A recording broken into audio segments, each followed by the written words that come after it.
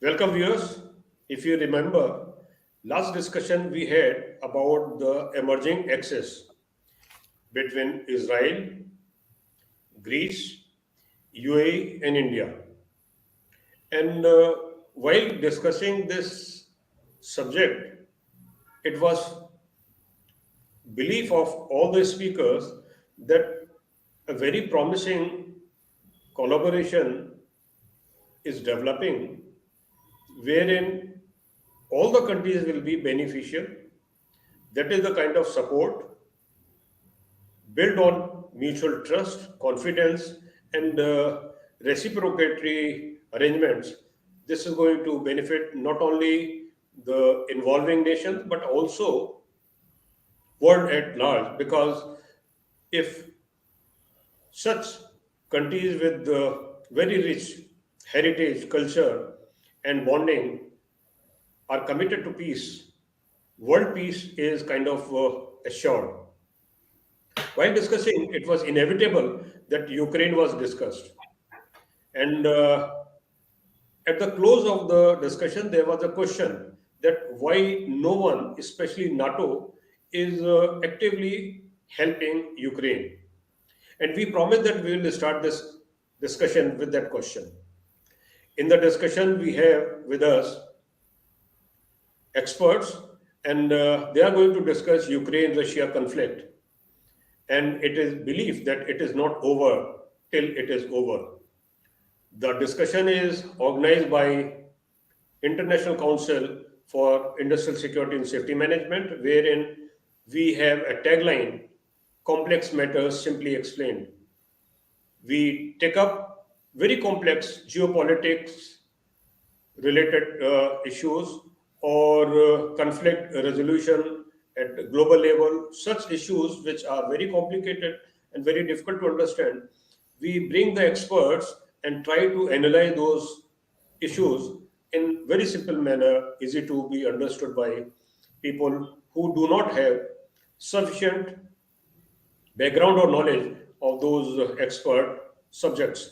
Our experts in discussion are Dr. John M. Nomikose. He is Director of Research Institute for European and American Studies, Greece. And other expert is Col D K Salwan, who actively follows the events involving the multilateral border disputes, past and future of conflicts, and future of warfare. He also studies and prolifically writes the regional and global geopolitics. The matter to be discussed here is starting with the question which I share for the benefit of viewers, and the question is here. This was raised by Dr. Manu Chaudhary, who is a TV journalist based in Ireland. And this question promised for kind of full-fledged discussion we have. I request now Dr. John Nomikose to not only take this question but also explain why it appears that no one is helping Ukraine. There might be many countries involving NATO members trying to do something which are either not very obvious and apparent, or they are simply unable to help. Dr. Nomikos, your question, your time. Good evening, sir, from Athens, Greece. I'm so happy to see again Professor Tyagi and our good friend also, Colonel Salwan. Well, this is a very interesting subject, Captain, that we are discussing today. But allow me shortly to summarize why there is so much European Union and NATO indecisiveness on the Ukrainian issues, and the aggressor is coming, from the Russian Federation. First of all, I would like to point out several issues in order to help the audience understand very simple things, even though we are facing a complex problem now. Number one, we have to realize that the war in Ukraine could mark a watershed for European security. This is going to affect the infrastructure, and the premises of the European security in Europe, included, of course, NATO, and the concept that President Macron wants to have a European army. As we realize, for the next 6 months, France has the presidency of the European Union. Number two, there has been much talk that European government in the EU member state, and remember that most of the EU member states are also member of the North Atlantic Treaty Organization. So today we are discussing on March 11, 2022, that many EU member states are divided over the conflict. But European citizens seem remarkably united around three keys. And there is another one that I want to point out is that they see, the European citizens see this is a problem not only for Ukraine, but for the European as well. They want Europe to respond to the crisis. The European citizen, they want Europe to respond to the crisis.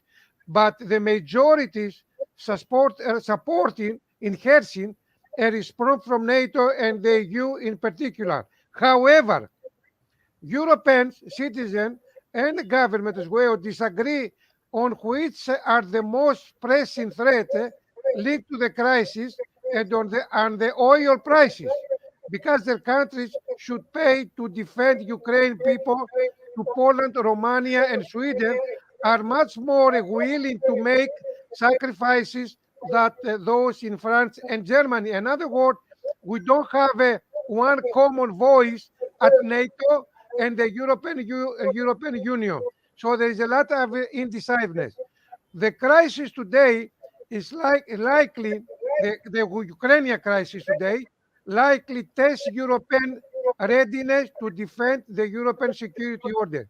But because of the complex issues, why the EU is indecisive to take some action, except the economic action that they loudly wanted to do, and why NATO is not so willing to act, on the Ukrainian Russian conflict, as Dr. Manu said, a few days ago. You have to realize that across Europe, the reliance on Russian gas varies widely by countries in the European Union.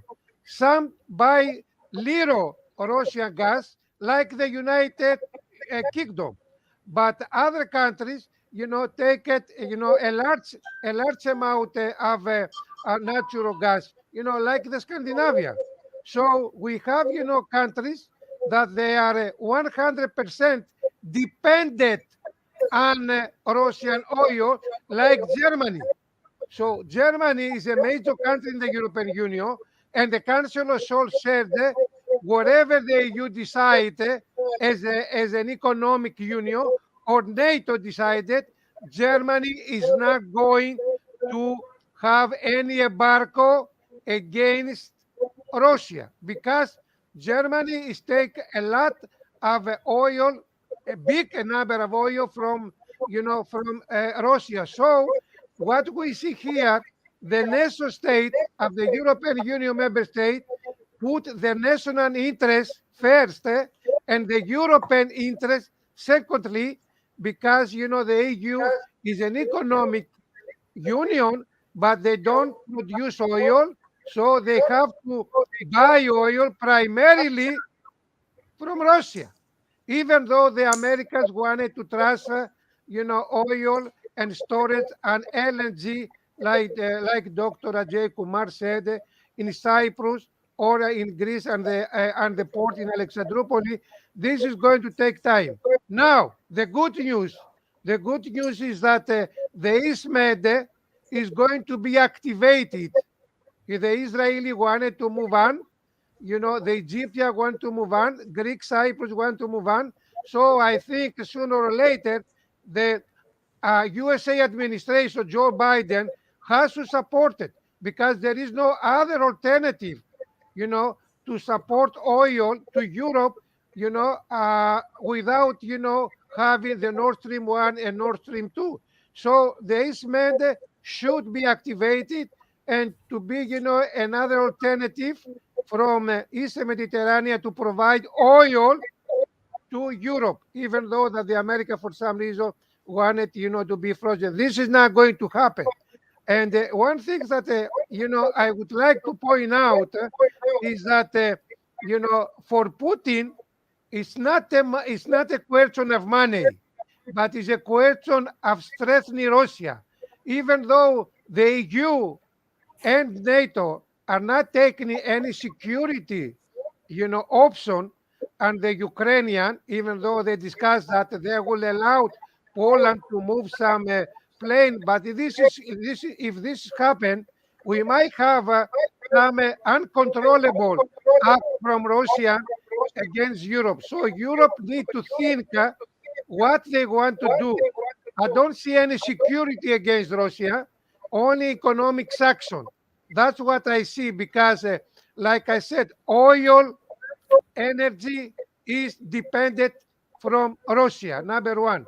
And number two, there is a lot of division and confusion among the EU member states because they don't put European policy, first, but they prefer to have the national issues. That's why we see that indecisiveness and the inability from NATO and the European Union will continue exactly the same that happens in 2008 when the Russian invaded, in Georgia. You remember? NATO did not do anything, and the European Union just made some statement. So if we are going to compare 2008 Georgia to Russia conflict and 2022 uh, Ukraine to Russia, we might see a lot of commonalities. We might see a lot of similarity. And what I'm talking about is that the indecisiveness within NATO, told Russia that it can better tighten the alliance now before it was too late, and countries like Georgia and Ukraine were lost to NATO forever. All right, in Georgia this year, 2008, which might similar to Ukraine 2022, is that there were no reason repercussions after the event, and the new U.S. administration, John Biden, quickly pressed the reset button. What we see now, John Biden said we're not going to have any military or a security, attack on Russia, on economic section. What happened yesterday when Lavrov, the Russian foreign ministry, met the Ukrainian ministry, yes, the, the Ukrainian foreign ministry in Natalia. Lavrov said that yesterday in Turkey, I came here in Turkey to listen, not to propose anything. So what they did, they agree that they disagree. So what happened yesterday in Turkey between Russia and Ukraine? Nothing, absolutely nothing. They went over there just to say that, well, we are not going to do anything you want because we are going to move on. So, the Russians saw what happened in 2008 might be the same outcome in 2022. In other words, just some economic sanction that Putin expected that. And after the war is over, wherever it's over, EU is going to be quiet and come back again, and slowly replace the sanction. And NATO, of course, is not going to do too much, or at least few things like did in 2008. 2008 is the best practice for 2022. They are going to create two gray zones, but Putin is going to take whatever he wanted. This morning, I was listening some webinar, from Russian Federation, and I want to tell you that Vladimir Putin is infuriated with his intelligence director, especially the FSB, who's the domestic security. All right, he thought that the FSB, the Domestic Intelligence Service, did not really actively inform, Kim. He was really curated, and he wanted to some extent replace, some of the stuff there. So Putin realized that on the intelligence sector, something must be done soon because he's not very happy. So, as you realize, Putin is a former KGB officer and he knows about intelligence stuff. So, so the Russian energy, Captain, is a number one priority for NATO and EU indecisiveness. Because EU, like I said, is not a military union, it's not a security union, it's just a political union. uh, and Germany has a lot of influence on the EU decision making. So, indecisiveness, as it happens in the 2008, is continue today in the Ukrainian conflict. Unfortunately, today or tomorrow, Russia will conquer Kiev, the capital of Ukraine, and eventually, in a few days, the situation hopefully will be slow, but I don't see determination from the European Union. I don't see determination from NATO, and I don't see determination from the United States. So what's happening is Ukraine might not be the same as it used to be. More than 1 million they have left the country, but overall, and I want to summarize for that, European security, European security must be, under some systemic changes because the system that work in the post-Cold War cannot continue to be as we know today.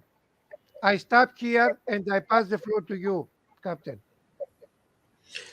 Thank you. It was very comprehensive, and your comments would certainly find easy acceptance for those who study what is happening around Ukraine and Russia and the role NATO is playing. European Union is also out of it and getting into it all over again and again.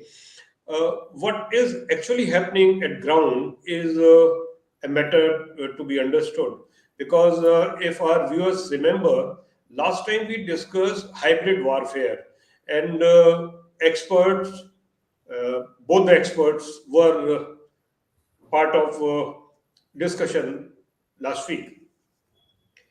Today we have seen the living example of how hybrid warfare is to be fought. But then, in spite of whatever new options are available, the conventional warfare is actually going to the ground and occupying it. I request now Colonel D K Salwan to share what has happened in last 1 week and what is the ground situation today, and what are the options available to both the parties, to Ukraine and to Russia, so far as ground control is concerned. Russia is referring control, not the occupation. But then in warfare, it is, I think, one and the same thing. And another element which has come is, mercenaries, forces from Chechnya. There are few volunteers, they call it volunteers, coming from Britain, Great Britain. Nothing great about it so far as people suffering is concerned. They are not going to help much, and they are not going to be controlled so easily. Those volunteers are on their own. So these are few matters which I request Colonel D K Salwan to handle and kindly respond to ground situation as of now. Good evening, everybody. Again, it's a great pleasure to be with Dr. John. Before I come to the topic proper, I just want to add two things to what Dr. John has said.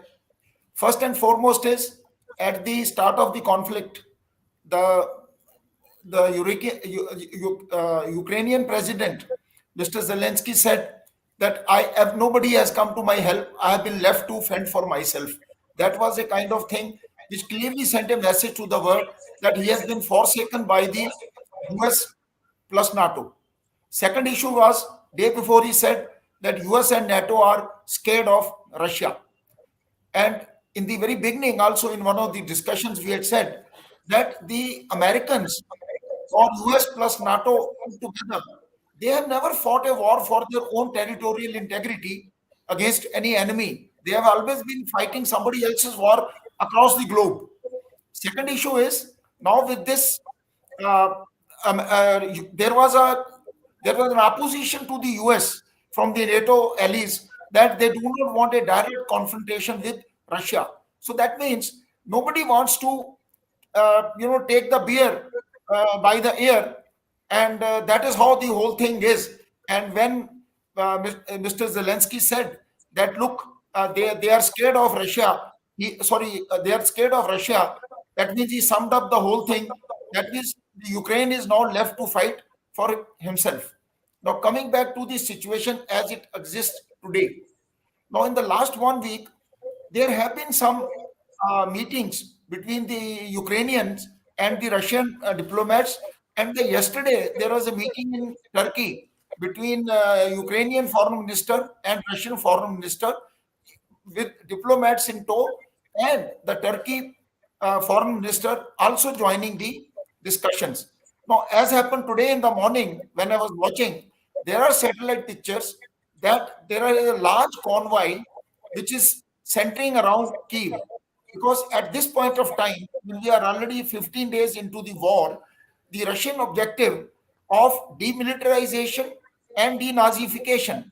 Demilitarization means to militarily weaken the or break down the infrastructure, dismantle the military infrastructure of the Ukraine, and denazification is decapitation of the government. That means removal of the Zelensky. Now, both these things are getting facilitated because the world is not coming to the help in terms of weapons, ammunition, or say, for example, through the humanitarian aid by way of money and all, will not make a difference when there is a physical combat going on between the two countries. One thing more we need to understand here is that Ukrainian conflict is very typical in its own way. It is not a conflict between the two countries. It is a Russian invasion with no Ukrainian military retaliation of any type into the Russian territory. They are only fending for themselves, not letting Russia take control of the Ukraine as early as possible. That is how the whole battle is progressing. And Putin also knows one thing very clear, that it is a statehood which he has created. He has given the statehood to the Ukraine. So if he has to decapitate the government, that means the infrastructure required is to be intact. So that's why they are not doing that kind of a devastation as is expected. And second is, it is a fight in the built-up areas. If the Kiev has to fall with a lot of effort, because Kiev will involve a physical capture of the Kiev, the Russian troops holding the area. And as we all understand, that Kiev is a built-up area, and fighting a built-up area is not that simple. So today, as the things stand, this is where things are. But what has happened in the last 1 week, I will just say that there are 4 major cities of Ukraine, that is the Kiev, Kharkiv, Sumy, and Mariupol, from where the ceasefire was declared by Russia last Monday. And they said they will provide a humanitarian corridor for the people to get away. However, the Ukraine said that the corridors which they are creating are not leading to Western Ukraine. They are leading to Russia. Still, the focus is on these places, and Kiev being the center of gravity, his focus is there on the Kiev. And he doesn't want to cause much damage to the infrastructure, because ultimately this infrastructure will have to be built. Today, the Zelensky said that there is almost a damage of $100 billion infrastructure has been damaged in the Russian invasion till date. Now, as far as the Turkey part is, it is interesting here. I will just mention what happened in the last 1 week or 10 days. The French president, the Israeli president, they are in touch with Mr. Putin to put an end to the conflict. While Turkey, though, please remember one thing, Turkey is flying Bayraktar drones to Ukraine, which are taking part in the battle against the Russia. But at the same time, it is trying to maintain good relations with Russia because it depends on their gas as well as the revenue being generated from the Russian tourist into the Turkey. So that is how they organized the talks yesterday. But the talks failed because the main 2 points which were raised by Ukrainian were that the ceasefire and the humanitarian corridors must be there. But the Russian foreign minister said the Ukraine must surrender. And while the Ukrainian foreign minister said Ukraine will not surrender under any circumstance and they will fight. And that is where the things are hinging today, and everything is hinging around Kyiv because Putin is determined to fulfill his aim, which he is pursuing single-mindedly, while the Ukraine is trying to resist on its own. Now, the point which Professor Tyagi has raised, that some volunteers coming, one thing is very clear. The way Americans and the European Union are, helping them indirectly through weapon supply and the humanitarian aid, it is indicative that they want an armed resistance kind of a stage to set in Ukraine. And if the people are coming from Chechnya, this is an indication. However, there may be more people coming together because we need to remember one thing. Europe does not have any security threat either from America or from Russia because there is too much of interdependence as far as the commerce, trade, and oil is concerned. This economic interdependence at the global level is very important. However, the European Union countries, they are also not united in their approach because they have their individual economic interest with Russia. Now coming back to the sanctions. Now the sanctions are being imposed. Even the World Economic Forum yesterday, which is located at Davos, has said that they will have nothing to do with Russia. They have shunned Russia out, though the Russian president was last time he attended the conference at Davos. So what does it indicate? It indicates that when Putin started the war, he would have factored in all these sanction regime. The sanction regime being a double-edged weapon, he has got the Chinese backup with him. There's a Russian-Chinese axis in place. So his dependence on China will increase. He will do his trade through China. China today spends maximum of its on import of semiconductors and cereals for the public. The gas which he is importing or the oil which he is getting from the other countries, he will get it from Russia. And Russia will, then that petrodollar trade will not be there. It is very important to note here that 640 billion foreign exchange reserves of Russia constitute only 16.5% of the US dollars. Remainder all is either in the gold or in some other currency. And the viewers must recollect that at some point of time, China said that they would like to have their own currency. They would like to replace the US dollar as an international currency for trade, commerce, and economics. So today, if you notice, or most of you would have seen, that the Russians have offered oil to India at a discount of 24 to 27%. Because India in 2020 had contracted to import 20 million barrels of the crude oil from there. And they said that the payment is not an issue as of now. The payment we can decide because the Russia has been shunned by the SWIFT. That is the organization, World Banking Organization, with its headquarters in Denmark, which sends the messages or handles the transactions through digital communication. It's kind of a network which sends the messages on transactions. So this is where things as of now stand. That means all four talks between Russia and Ukraine held at various places have not made any headway. Ukraine is hell-bent not to surrender, but to fight on. Russian Putin is single-mindedly focused on capture of Kiev. He will ensure that the Kiev is captured, and then thereafter the things will work out. European Union plus NATO are not at all going to come anywhere getting involved in the physical combat. Even the no-fly zone, which was to be declared, has not been accepted, and Putin threatened. So the issue remains is today that NATO, that the standoff between US plus NATO and the Russia is there, and Ukraine is the hotspot over which everything is being focused. Physical by Russia, however, through sanctions or the monetary support or humanitarian support or through the support of weapons there. But please understand, something being done from a distance is not as effective as something is which is happening on the ground. That is the situation in Ukraine today. Colonel Salwan, before I go to Professor John Nomikose, I have two concerns. One is that about 12 days back, a very long, 64-kilometer long Russian convoy was reported. It is yet nowhere closer to Ukrainian capital.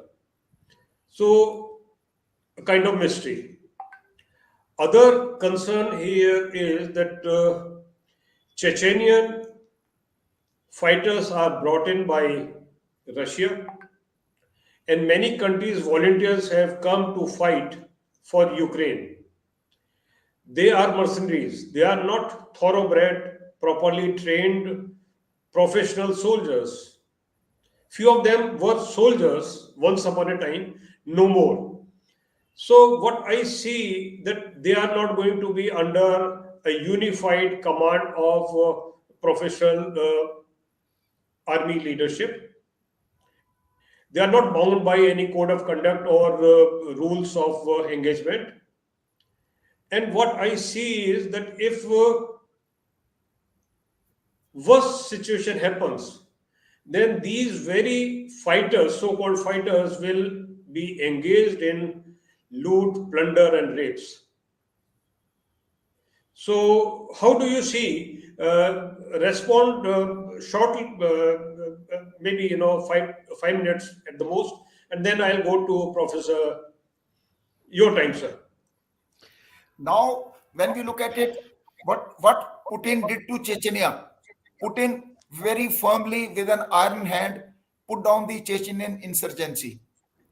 So as far as Putin is concerned, he would have factored in that, like we discussed last time also, that the American aim would be to keep the embers of unrest stoking in Ukraine, so that the Russia gets inextricably involved in Ukraine, and Ukraine does not become that kind of a security buffer which Russia wants, and that is how the Putin has invaded Ukraine. So this is a very old tactics of the US and the NATO, and particularly US, that if you cannot sort out a thing, start the stoking of the embers of unrest or the against the government, and so that there is some sort of a semblance of a disorder. Like if you remember last time we also discussed that disorder is the most damaging thing in the world. So if the Ukraine becomes a disordered state, then what would be the difference between Iraq, Syria of today? So if that may be the aim, then one thing is very clear. Once Putin takes control of the Kiev, he knows how to handle them, because he is not like the regimes of Iraq or Syria, or which would have capitulated or has nothing. Russia is very strong and they will handle it extremely well. But be very clear that the Americans would definitely try to create some sort of an armed resistance to keep the unrest in Ukraine going, so that Ukraine does not become that kind of a security buffer which Russia desires. Professor, uh, my two concerns. You can also respond to those concerns because Yes. you also know as much we know about warfares and conflict resolution. And in worst scene, what I visualize, these may be part of the reality which we are going to witness very soon, and condemned ourselves for not giving the warning. So, kind of warning, if you can share your thoughts Yes. on how situation are going to be going for worst. Yes. One part. Second part is again, geopolitics and your area of expertise. How you would see the entire range of options failing Ukraine.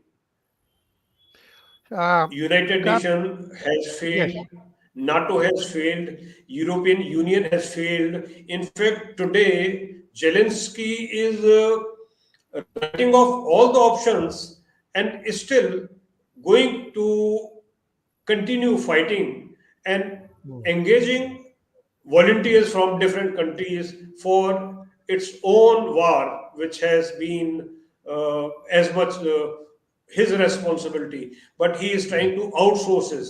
So, your comment. Captain, let me reply to you to some comments from Colonel Savar related to out of the box thinking. I'm not going to think conventionally, but I'm going to think unorthodoxly now. All right, what we see now, we discuss the reason why NATO and the European Union are indecisiveness. They are not willing to act, determinately in Ukraine. Now, what Vladimir Putin makes him upset related to his domestic and external intelligence services is the following reason, which I'm going to elaborate now.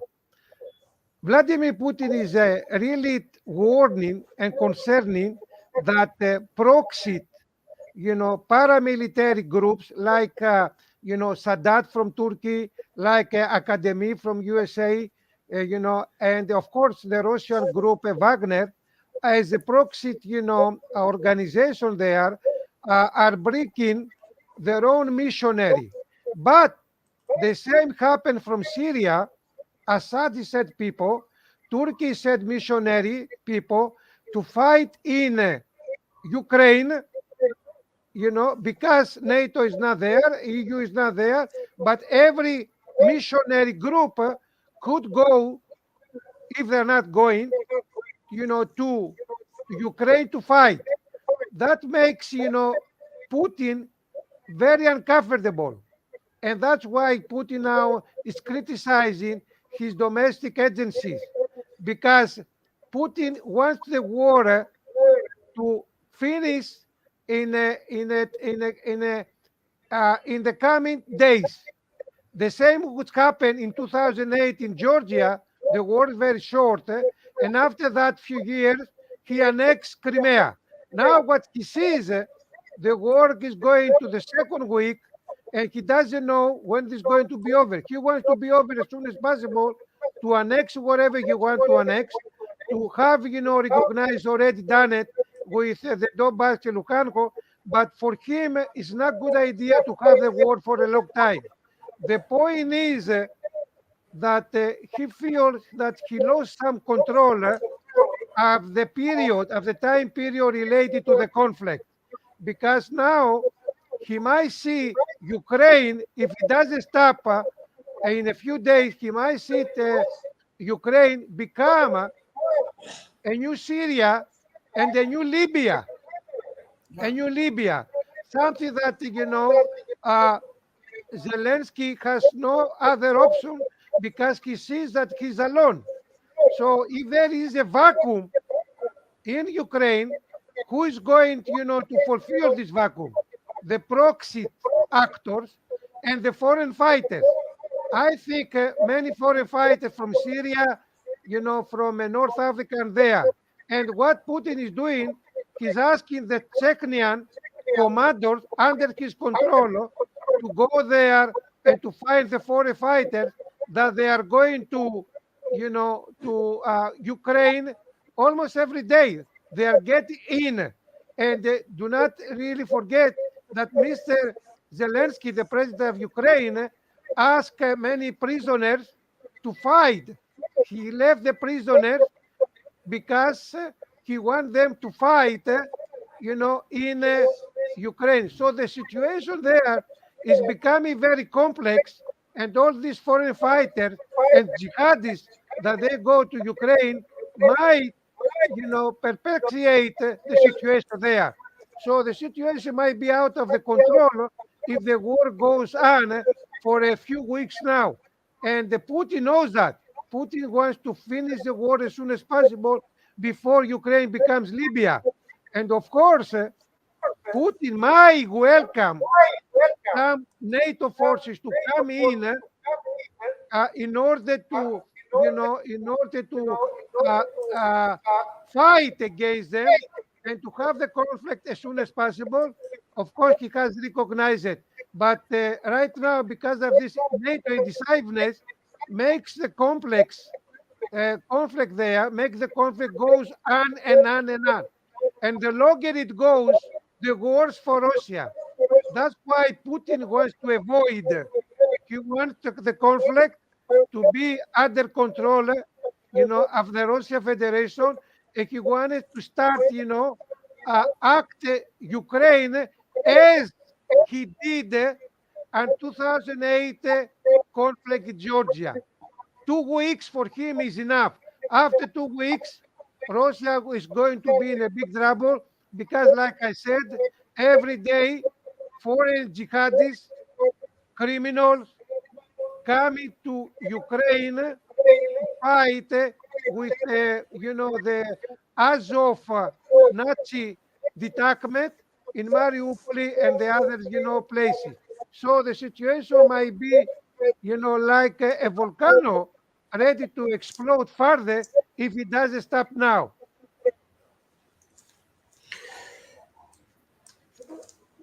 Doctor, we are at the fag end of our discussion. So I'll ask a closing response from you. And that is, will there be change of leadership in Ukraine? Then only Russia will stop? Well, well, well. I don't see the conflict, stop in the coming days. I don't see that. That's something that might create a lot of continuously conflict in other parts of the world.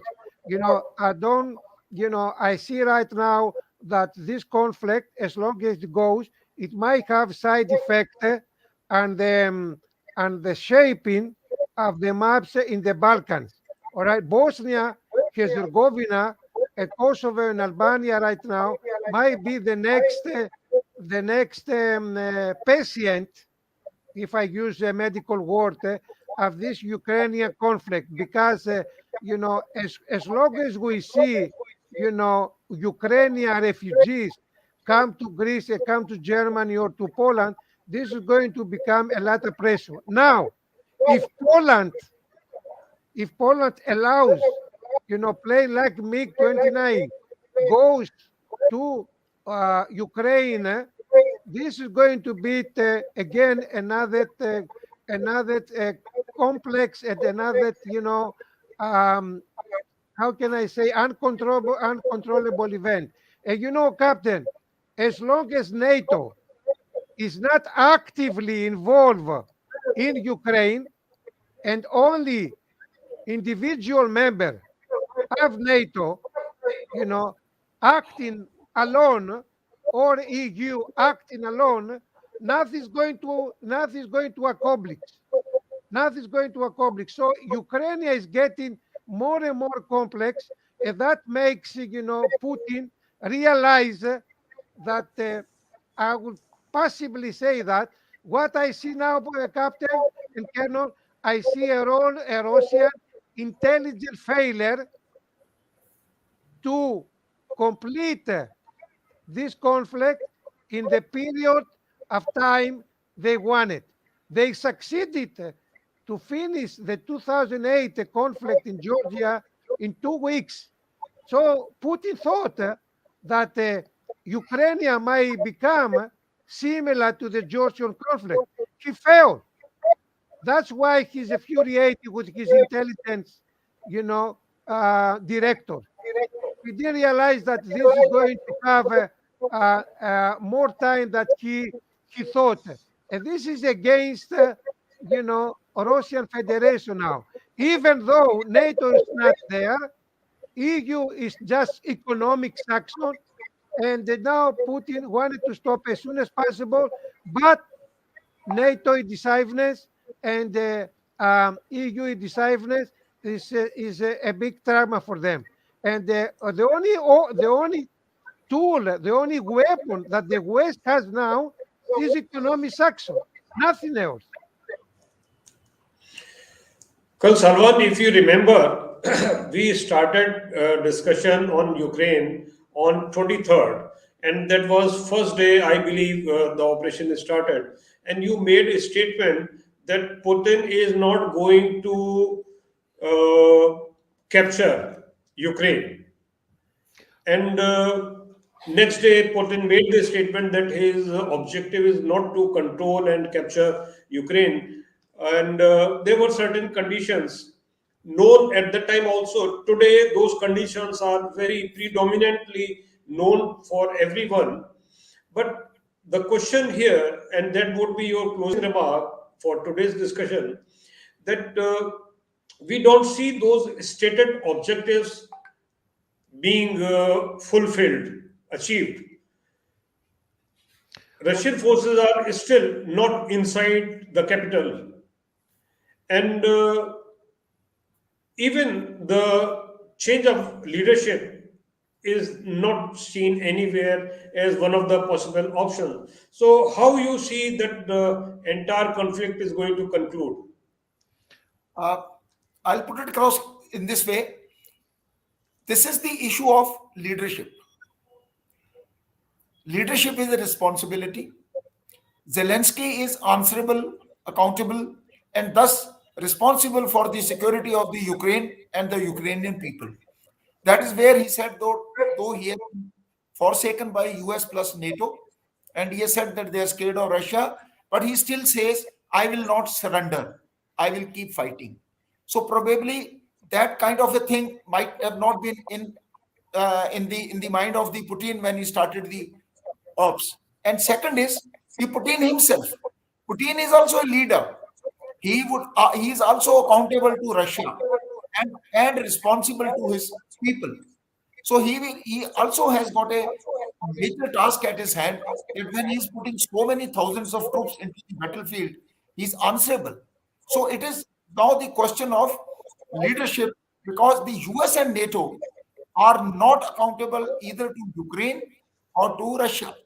So if they are not accountable to Ukraine, they are not coming and fighting for Ukraine. And even if they come and fight, they will decamp Ukraine one fine day like they did in Afghanistan. Because in Afghanistan, they were not answerable to the Afghan people. The leadership of Biden was answerable to his army and his people. Now coming down to the prolonging of the conflict, it appears that the unrest will continue, but maybe that the Putin will have to up the ante. Unless he up the ante, is kind of a you can say a quagmire kind of a thing, a sluggish conflict, or you can say a situation not very emerging, amorphous kind of a situation will continue to prevail. Now is the time when Putin will have to decide whether he ups the ante or he lets the things idle the way they are going. It should not become a stalemate in Ukraine anymore. It is neither in the interest of the Putin nor it is interest of the Zelensky when we look at the bigger picture. However, Zelensky already knows that he has been forsaken, so he has to fight it out. But how does he fight it out? It's his imagination. And if he falls into the hands of the mercenaries or people coming from outside, then he is not doing a good job for his people. His accountability to the people is then questionable, because he can't, show his leadership by controlling the splinter groups which are coming from outside to fight for Ukraine or to create an unrest. Thank you, Councillor Salwan. Yes. Thank you, Well, Dr. Nomikose. And viewers, today we have seen, maybe if you have seen on television, that not much is promising developing between Ukraine and Russia. There are still hopes alive. We very profoundly believe that peace shall prevail, but at what cost?